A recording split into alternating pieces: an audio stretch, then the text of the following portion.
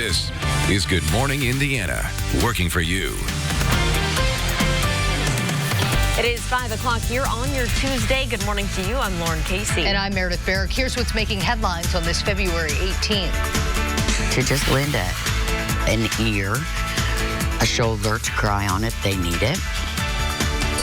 An Anderson woman is hoping to provide comfort to families affected by gun violence, how she's turning her own pain into new purpose. Plus, educators and their supporters are keeping a close eye on the State House as the legislative session winds down. Our Kelsey Anderson has an update on some education-related bills and how teachers feel about lawmakers' progress this session.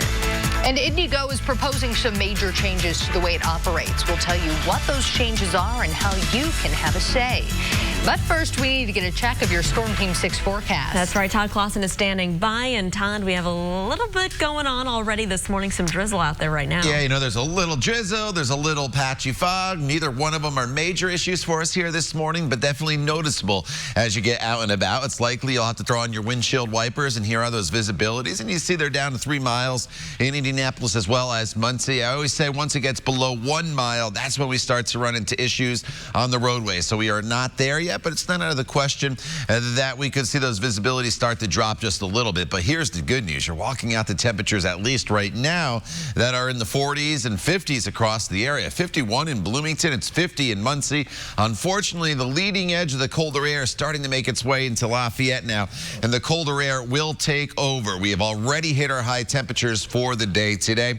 On radar, it doesn't really show much in the way of rain, but the drizzle is really hard to get picked up by the radar, so that will move off towards the east. And then we won't see much in the way of clearing today, but we'll lose that damp feeling as the day goes on. And as far as those temperatures, will level off in the mid-30s throughout much of the afternoon. Lauren? All right, Todd, thanks so much. We are keeping a close eye on traffic this morning as you're heading out on the roads. Todd said you're going to deal with some rain out there this morning and possibly some reduced visibility. Everything looks okay right here, though, from our camera at I-70 on the east side. This is near Arlington Avenue. We'll keep an eye out for any trouble spots, and we'll keep you updated throughout the morning.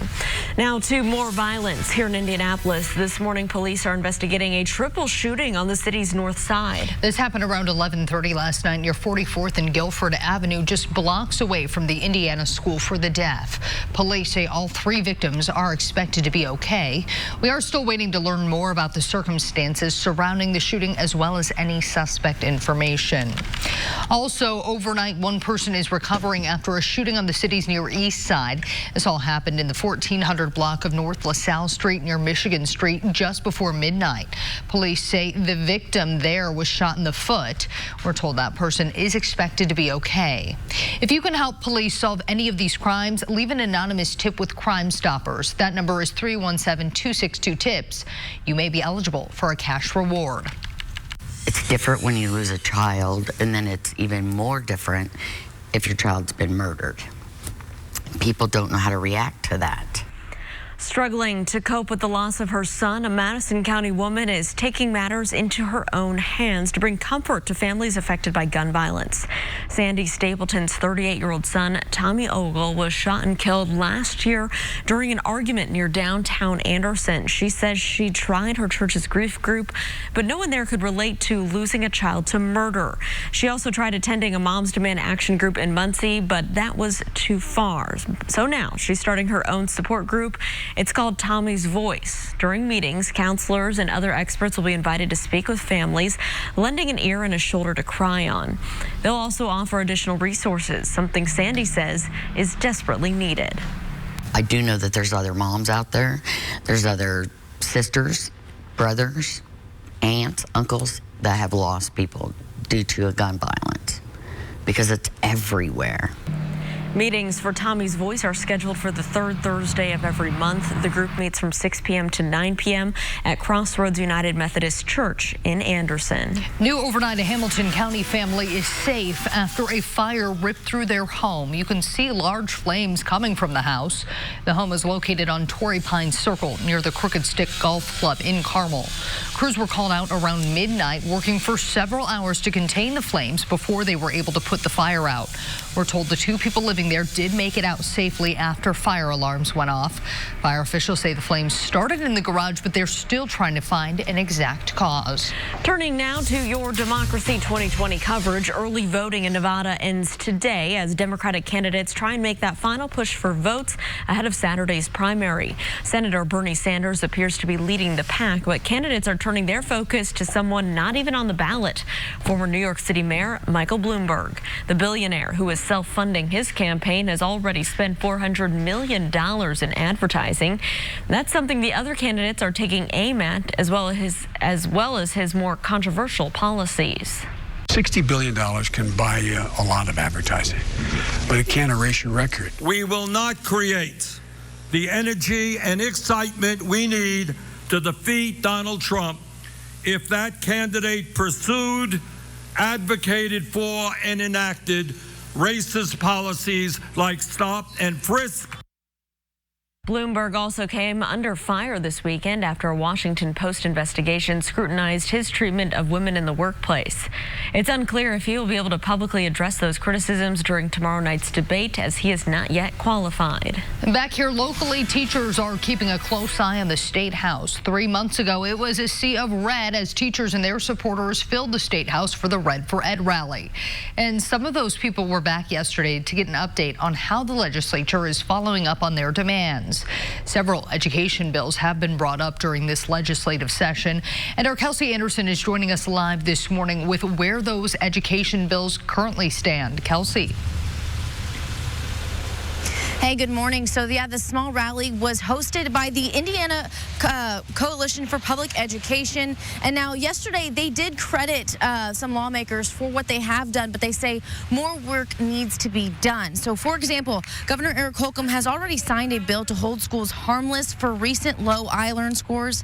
Another bill to make teachers' 15-hour externship requirement unanimously passed the House and is awaiting a hearing in the Senate. But all efforts to raise teacher pay this year failed in the legislative session. Marilyn Stark says that's the best way for anyone concerned about public education is to really see the work being done in public schools. Wonderful things happening in public schools. If you find one that's not so great, go talk to the elected school board and say, here's what needs to be improved, or here's what I'm worried about at my school. As an educator, and with less than a month until the session ends, teachers will try to make one last push to get their voices heard to state lawmakers. Now, of course, we will keep you updated on the bills that are going through the State House, both on air and online. So be sure to download the RTV6 News app. For now, send it back to you guys in the studio. Kelsey, thank you. Also at the State House, Indiana lawmakers are out for blood and bragging rights. The 12th annual American Red Cross Indiana State House Blood Donor Challenge will be held tomorrow from 9 a.m. to 4 p.m. The goal is to collect 100 donations. State senators and House members, along with the judicial and executive branches, will battle it out to see who can bring in the most donations. The winning group will take home the traveling trophy and bragging rights for the next year. The community is encouraged to participate as well. It's not going to be the first redesign of this magnitude in its 70 years. We're going to have more routes and higher frequency trips. Indigo is considering a new grid system that will replace the current hub and spoke system. They say it'll make your life easier. While some changes have already taken place, you can expect most of the transition to happen in June. Our own Alyssa Donovan will have more in-depth look on what the different routes are and how you can weigh in on the proposed changes. That's coming up in the 6 o'clock hour. Howard County is about to get its first Safe Haven baby box. It will be installed at the Kokomo Fire Department Station 1 on West Superior Street. Baby boxes are designed for people to anonymously give up an unwanted infant without the fear of being arrested or prosecuted. The boxes are outfitted with technology that controls the temperature and triggers an alarm as soon as a baby is placed in it.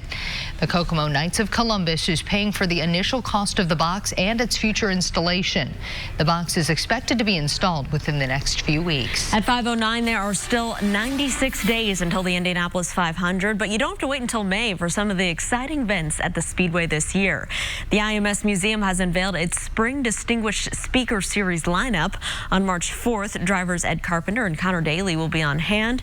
Then on April 1st, Robert Wickens with special guest moderator IMS President Doug Bowles.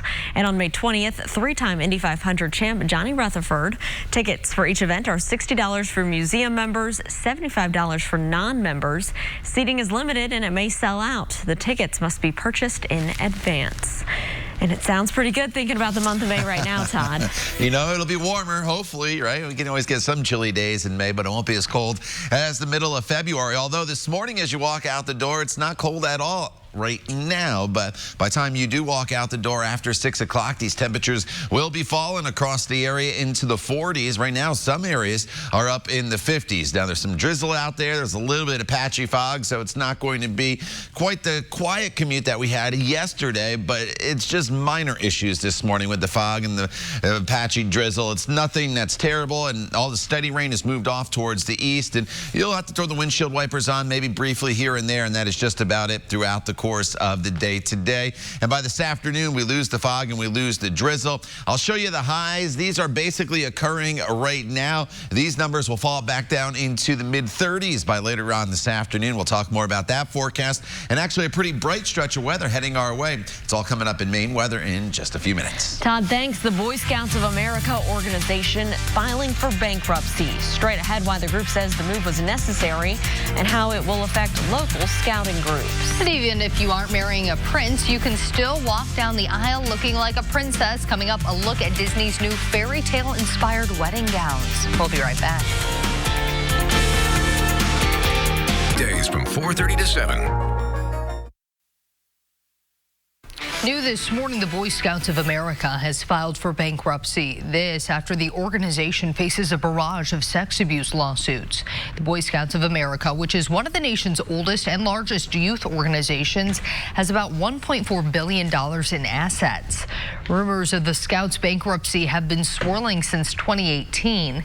In addition to multiple sex assault lawsuits, the organization has struggled with declining membership and rising costs. The bankruptcy filing is not expected to affect local scouting activities. The Federal Judges Association has called for an emergency meeting today. The group will discuss growing concerns about the Justice Department and Attorney General William Barr. Controversy surrounding the DOJ and Barr has been growing since last week. This after the DOJ overruled prosecutors handling the Roger Stone case, prompting all four to withdraw from the case. Barr also came under fire for ordering an outside prosecutor to review President Trump's former National Security Advisor Michael Flynn's case. Flynn is awaiting sentencing for lying to the FBI. More than 2,000 former Justice Department officials have signed a letter calling for Barr to resign. In Virginia, a state Senate committee has rejected a bill banning the sale of assault weapons, the possession of high-capacity magazines. This bill was part of a package of 8 gun control measures first introduced last year after a shooting at a Virginia Beach municipal building.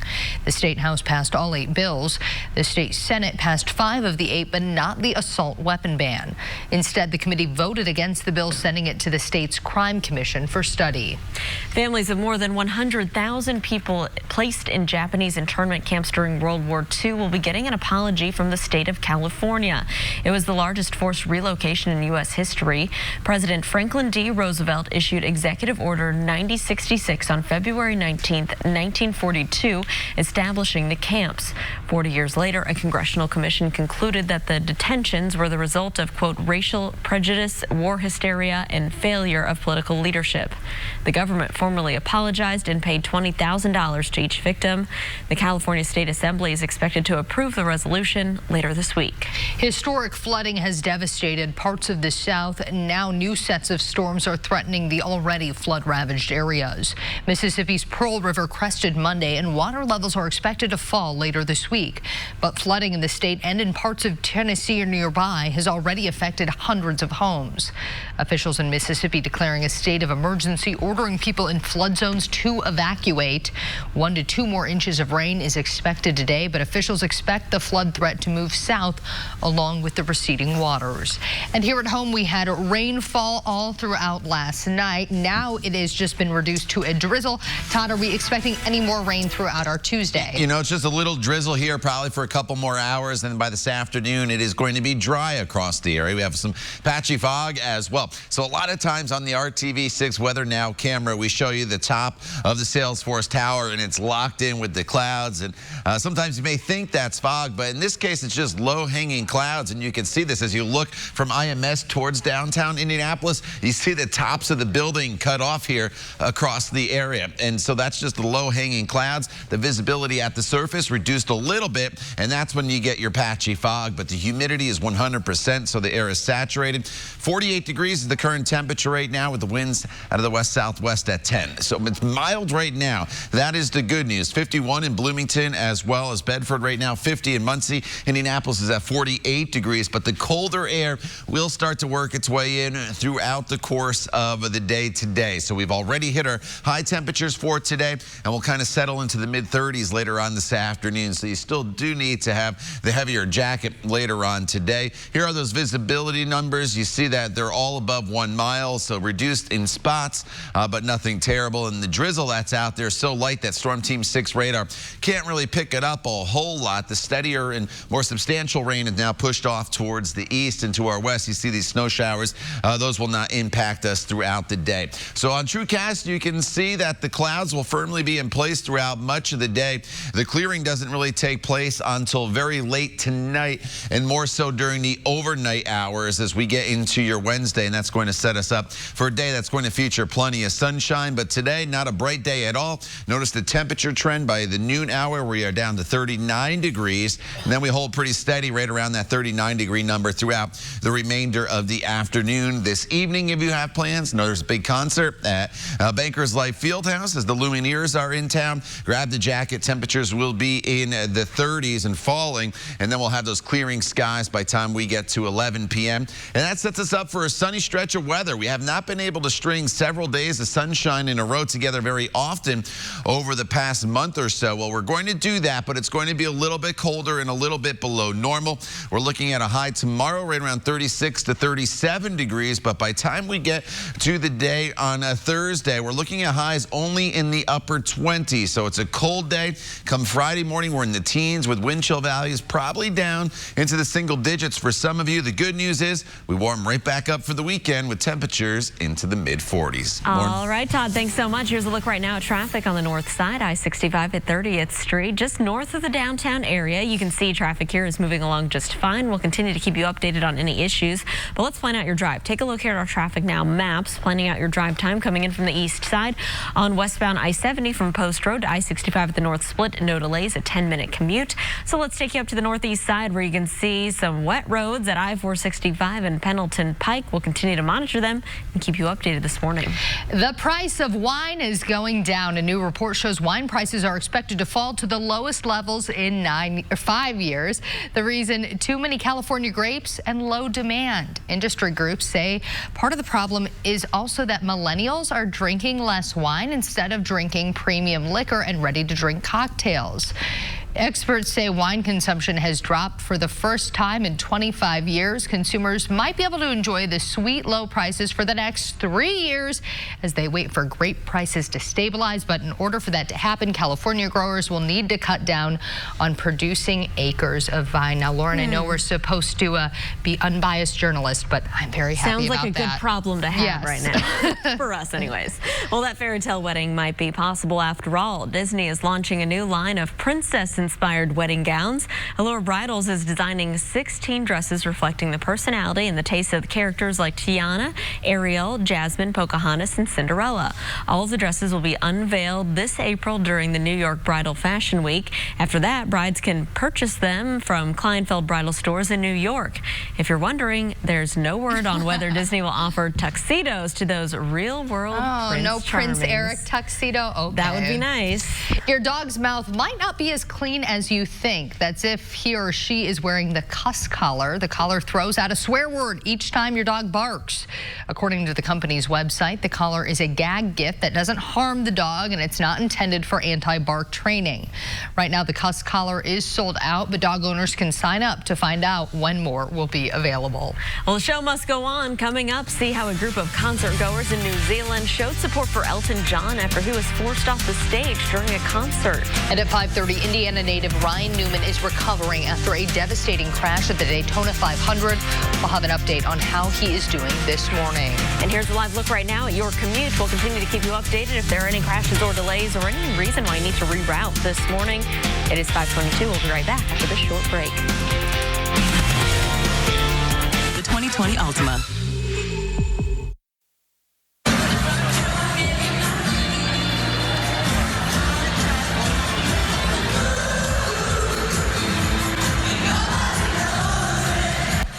That's Elton John fans in New Zealand serenading the singer with "Don't Go Breaking My Heart" after he was forced to leave the stage. The 72-year-old singer says he is battling walking pneumonia. On Instagram, John said he was, quote, deeply upset and sorry for losing his voice. Tour promoters released a statement Monday saying the singer will play his remaining shows in Australia and New Zealand. Today's concert in Auckland has been postponed until Wednesday. Sir Elton is currently touring as part of his final world tour known as Farewell Yellow Brick Road. He'll perform a rescheduled show in Indianapolis next month at Bankers Live. That is one of my go-to karaoke songs. Elton John and Kiki D. Oh, yeah, that's a good one. I like to hear that. All right, Todd, in the forecast today, a little bit busy out there this morning. Yeah, you know, there's no major issues this morning. A little bit of patchy fog, a little bit of drizzle, but you are walking out to temperatures that are in the 30s, 40s, and 50s. But Logansport, 37, that is a sign of things to come for just about everybody. So if you're 50 in Muncie, 51 in Bloomington, you will fall into the 30s later on this afternoon, as we've already hit our high temperatures for the day today. But at least Storm Team 6 radar in the center of your screen just showing a few very, very light returns. You will not encounter any heavy rain fall for your morning commute, but you probably will have to throw the windshield wipers on just a few times here and there. We'll talk more about your extended forecast coming up when Good Morning Indiana continues. The time now is 5:27. Today at 10 on RTV6. This is Good Morning Indiana, working for you. Now at 5:30, a shocking end to the Daytona 500 leaves Indiana native Ryan Newman hospitalized. What caused this final lap crash and the latest on Newman's recovery? And teachers and supporters continue to demand action from lawmakers at an education rally. Our Kelsey Anderson has the latest on the education bills making their way through the State House. But first, we want to check in on your Tuesday forecast. That's right. Todd Clausen is standing by. And Todd, just a little bit of drizzle out there. You say things could be a little foggy, so not the best day, but it's not that cold either. You know, you walk out the door and you're walking out to mild temperatures, and it kind of has that spring-like feel with the warmth and kind of the dampness out there. But things will be changing pretty quickly here this morning, so don't get used to those mild temperatures. Here are the visibility numbers. Notice reduced from Indy off towards the east, not as bad of an issue in Bloomington as well as Lafayette and off to the west. And these visibility numbers not expected to drop much more this morning, and as long as they stay over 1 mile, that's when we're in decent shape. And look, you can see all the way from IMS to the city skyline, so the fog isn't extending all the way down to the surface, which is good news for your morning commute. As far as those temperatures go, we're in the 40s and 50s and some 30s starting to appear as the cold front is now pushing off towards the east, and it's taking most of the moisture with it. All we're left with is just a little bit of patchy drizzle here and there. 41 in Lafayette, 48 is the current temperature in Indy, 51 in Bloomington. But as that cold front comes through, our temperatures will settle down right around 39 to 40 degrees throughout much of the afternoon with lots of clouds. We do get clearing overnight, and that sets us up for a sunny stretch of weather starting tomorrow. More on that coming up in just a few minutes, but at 5:31, let's get another update on the roads with Lauren. All right, Todd, thanks so much. Here's a look right now at traffic over on the east side. This is the interchange between I-465 and I-70. You can see those wet roads out there this morning, but traffic is still moving along just fine. That is the good news. Let's take a look up here in Hamilton County. Good morning to you in the Fishers area. Starting off here at State Road 37, heading down to the I-465 ramps. I-69 southbound traffic moving along up to speed. It's a 5-minute commute, so let's take a turn to the downtown area. This is I-65 and I-70 at the South Split. We'll continue to keep our eyes on your roads throughout the morning. New overnight, police are investigating a shooting that left 3 people hurt on the north side. Metro Police arrived at the crime scene on the 4300 block of Guilford Avenue around 11:30 last night. They found 3 victims who appeared to be suffering from gunshot wounds. All were listed in stable condition. Police are still working to figure out what led to the shooting. At 5:32, Metro Police say 2 people are in custody and an officer is hurt after a chase here on Indianapolis's south side. Investigators say that officers tried to pull over over a vehicle, but the driver wouldn't stop. They followed the vehicle to a dead end, and the officers tried to arrest a man and a woman who were inside that vehicle. After officers got out of their car, the driver allegedly turned around and drove towards an officer who then fired several shots at the vehicle. The officer on scene attempting to apprehend the suspect feared for her life and fired an unknown amount of shots at the vehicle, striking the vehicle but not striking the individuals inside the vehicle. Well, the suspects did not shoot at officers, but they did get away. A short time later, police spotted the vehicle and caught the suspects near US 31 and Fry Road. IMPD says the officer who fired the shots is hurt and is in stable condition this morning. According to IMPD, police and civilian vehicles were damaged during that chase. Many people touched by violence in their community or lives are going the extra mile to be part of the solution. New Direction Church on 38th Street near Emerson Avenue runs a nonprofit program called SAVES. The goal is to address root problems that can lead to violence like poverty. The program helps to do that by bringing opportunities and resources into struggling neighborhoods.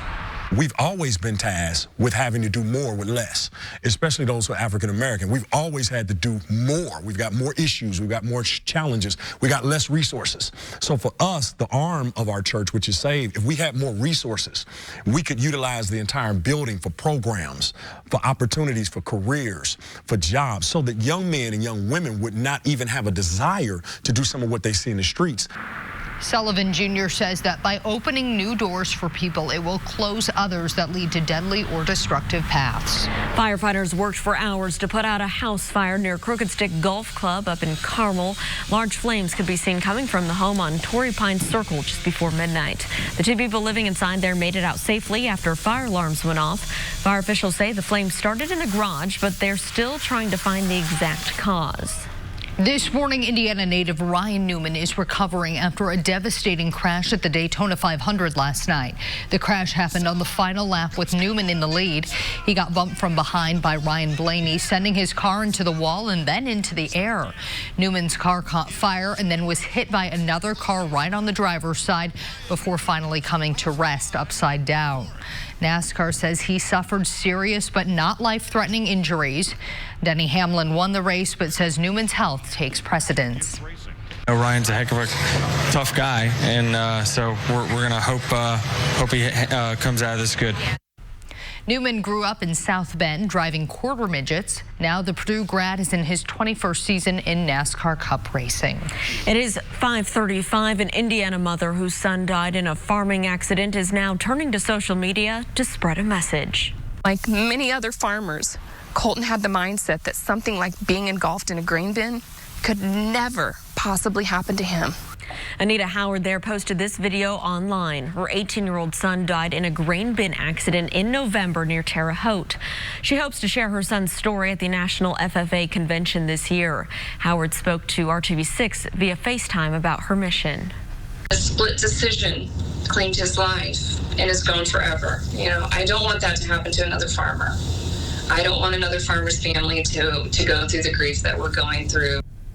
Well, Barkersville firefighters say they continually train for grain bin rescues at their unique practice facility on Smoky Row Road. Several other local fire departments train at that facility so that they're ready in the event of an emergency. In November, nearly 15,000 teachers rallied at the Indiana State House for higher pay and more attention from state lawmakers.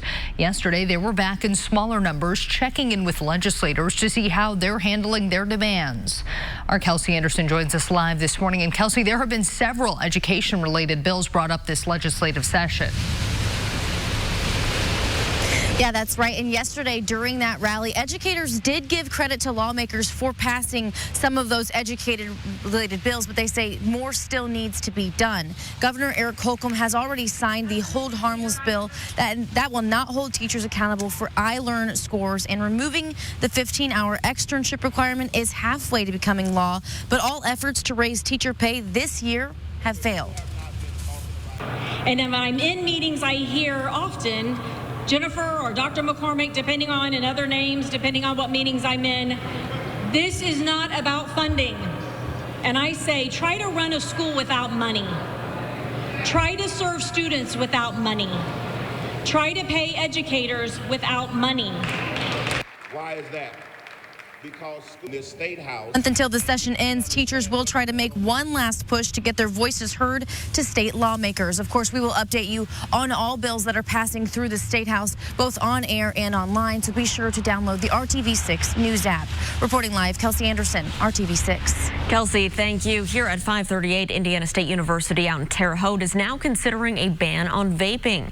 The school's trustees are considering a proposal to add e-cigarettes to the school's ban on tobacco-related products. The policy would allow vaping and use of other tobacco products inside a private vehicle, but it also calls for the gradual phase out of the current designated outdoor smoking areas on campus. A final policy recommendation will come in May. If approved, it would take effect July 1st. And as kids are heading out to the bus stop here around central Indiana, Todd, what can they expect today and what should they wear out there? You know, you need a jacket, obviously, as you walk out the door this morning, but you'll need a heavier jacket later on this afternoon than you will this morning as you walk out the door. On average, the temperatures are kind of hovering in the mid-40s this morning, but you'll be in the mid-30s as the kids come home from school. As far as the weather goes, a little drizzle, a little fog out there this morning, but by this afternoon, we get rid of that and we're just left with mostly cloudy skies. The bulk of the steadier rainfall that we dealt with last night and early this morning is now pushing off towards the east, so that is the good news. You see some snow to the west. You don't have to really worry about that, and the overall trend will be to gradually thin the clouds out, but we probably don't really get rid of most of the clouds until later on this evening. Going forward in this forecast, though, it's a pretty dry stretch of weather. Today, just that slight chance of some drizzle here this morning, but Wednesday, Thursday, and Friday, they are going to be completely dry, full of sunshine. However, they will be a little bit colder across the area. We'll talk more about that coming up in just a few minutes. All right, Todd, thanks so much. More than a dozen American evacuees are back in the U.S. and have tested positive for coronavirus. Coming up, the next steps as they head to a specialized quarantine unit. And Redbox is joining the world of streaming, how the movie rental company is offering live TV for free. And here's a live look at traffic up in the dogleg northwest side, I-65 and I-865. Things are picking up there, but traveling smoothly. We'll be right back after this short break. Pathologist about Humira. Welcome back. We're keeping a close eye on traffic this morning. Here's a live look at I-65 at West Street and MLK as you're heading into the downtown area from the north and northwest sides of town. No delays. Everything is picking up, and we'll keep an eye on it. More than a dozen Americans who tested positive for the coronavirus are now back in the United States this morning. 2 planes touched down in California and Texas. Those passengers now under a new quarantine here at home. ABC's Andrew Dimbert has the latest. This morning, 14 Americans evacuated from a cruise ship in Japan who tested positive for coronavirus are back in the U.S. Some arrived in Texas Monday before traveling to a specialized national quarantine unit in Nebraska for further evaluation. We have the facilities, we have the resources and the expertise to handle these kind of individuals. 10 have already tested positive for the virus, now officially named COVID-19. And on that Diamond Princess cruise ship in Japan, so far, 454 cruise passengers have been infected. Passenger Jerry Larson was one of those stuck at sea. It was fine. We were very well taken care of. We were very lucky. We had a bigger room and a full balcony. They fed us well. I felt like they were taking extremely good care of us. Meanwhile, a second flight of evacuated Americans from Japan. The bus will take you to the airplane. The airplane takes you to the United States. Landing at Travis Air Force Base in California, another quarantine zone. I have to put my mask on. At least 4 of those passengers also testing positive, and across the globe, coronavirus crossing more than 24 countries, while World Health officials work to stop the spread. WHO is continuing to work night and day on several fronts to prepare countries. We're providing advice to countries on how to do screening, testing, contact tracing, and treatment. All but 2 of the cases in the U.S. are linked to travel to Wuhan, China, the center of the outbreak. Andrew Dimbert, ABC News, Washington. 150-foot flames shot up in the sky in Corpus Christi, Texas, after a gas line ruptured. The fire began in a pipeline running to Marathon Petroleum's facility. It burned for more than an hour, causing nearby schools to take shelter. Police say buildings nearby also caught fire, but luckily no one was hurt. The refinery said an operational incident caused the fire. More companies are trying out new technology to help protect our nation's water system from pollution. 2 products are on the market market right now, and their Fitrol water filtering system and the Core Ball. They're designed to collect microplastics that rinse out when you wash your clothes and keep them from getting back into the waterways. One clothing rental store in Florida is already using the technology, and they say they've already seen positive results. The world's richest man is also working to improve the environment. Amazon CEO Jeff Bezos says he is donating $10 billion of his own money to fight climate change. He says the money will go through an initiative called the Bezos Earth Fund. The move comes after Amazon employees pushed him to do more about environmental problems. Many walked off their jobs in September to press him on the issue. Here at 5:46, we're going to press Todd to give us the forecast. Well, you don't have to press me. I'm just going to give it to you anyway for free here. It's a decent forecast. At least this morning, we have a little bit of patchy fog. We have a little bit of drizzle, but you can see as you look from downtown, or from IMS rather, back towards downtown Indianapolis, that you can see the skyline, and that's good news. Visibility starting to increase here as we start to pick up the wind just a little bit. In fact, the visibility has now come up from 5 miles at the airport in Indianapolis to 10 miles. So that's improvement. Still a little bit of patchy fog here on the eastern side of the state, and that is just about it. But it's part of a cold front that is coming through, and you see exactly where the cold front is. We're in the 40s and 50s still in many locations, down to 34 degrees right now in Peoria. Des Moines is at 24, and that colder air will be making its way into our area throughout the course of the day today. So 50 still in Muncie, 51 in Bloomington, 48 is the current temperature right now in Indianapolis, but here's our first 30 up in Peru, and almost everybody is going to be in the 30s later on this afternoon, as we are going to see these temperatures slowly start to fall across the area.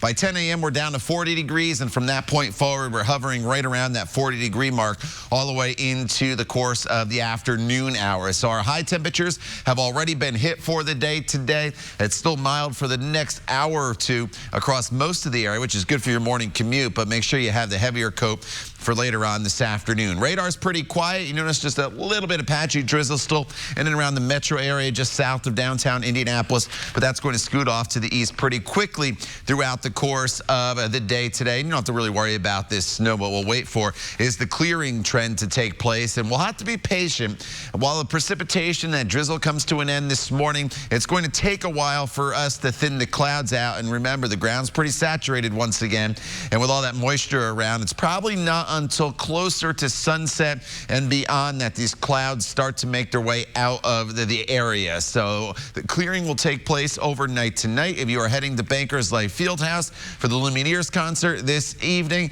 temperatures will be slowly falling through the 30s, but it will be dry. That is the good news as you go in and as you come out. As far as going forward in this forecast, it's really a pretty nice stretch of weather. It's been a while since we've strung 3 to 4 days in a row of sunshine together. Wednesday, 37. It's a little colder on Thursday, 36 on Friday, with no temperatures that are going to dip down into the teens as we work our way into Friday morning, and wind chills could be down into single digits. So it's a colder stretch of weather, especially once the sun is down. But if you're in the sunshine with 37 degrees this time of year, it won't feel all that bad. And of course, the sunshine helps to brighten things up and make things at least feel better. And then we're right back into the 40s for the weekend. Saturday's probably the better day because it's dry.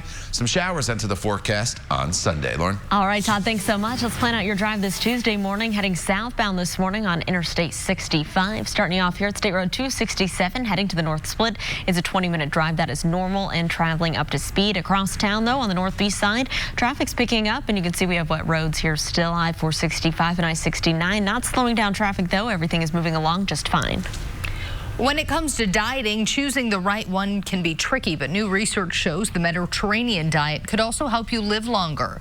It mostly focuses on plant-based foods, and the study found this type of eating for just 1 year improved gut bacteria for older adults in a big way.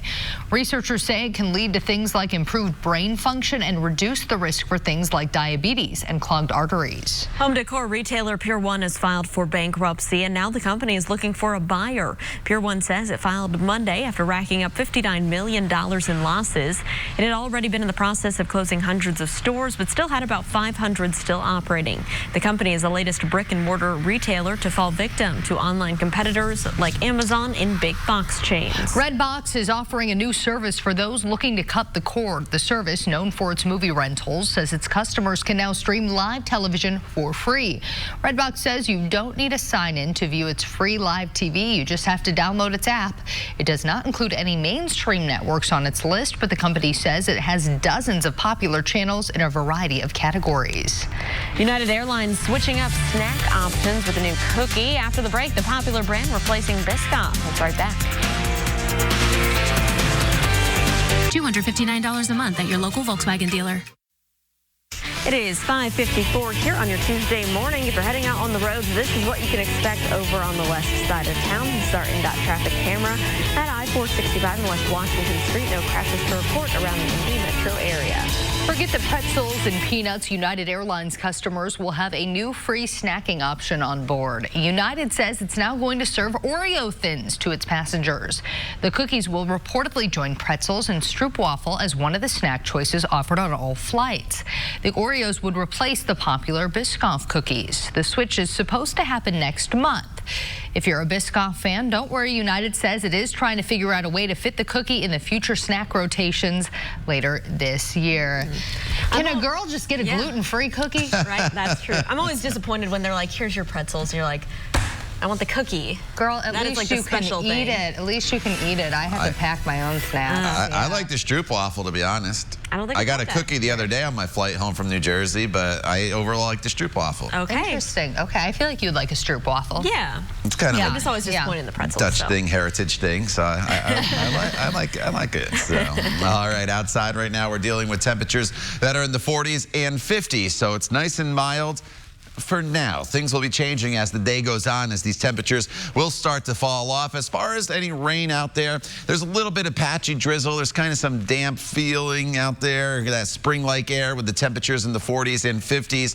But as we go throughout the course of the day, we're going to see temperatures fall into the 30s. So we are looking at temperatures that are going to be falling throughout the day. So you may not think you need the heavier jacket this morning when you walk out the door, but you'll be thankful you have it for later on this afternoon, because the wind's going to kick up a little bit. As well as you look at your 7-day planning forecast, once we get past today, though, a nice stretch of sunny weather on Wednesday, Thursday, and Friday, and into Saturday. A little chilly, especially on Thursday with a high of 29, but by the weekend, we are right back up into the mid-40s. Todd, thanks. Big changes coming to the Indigo bus routes coming up in the next half hour, what the shift could mean for riders and how you can voice your opinion. It's 5:56. We'll be right back.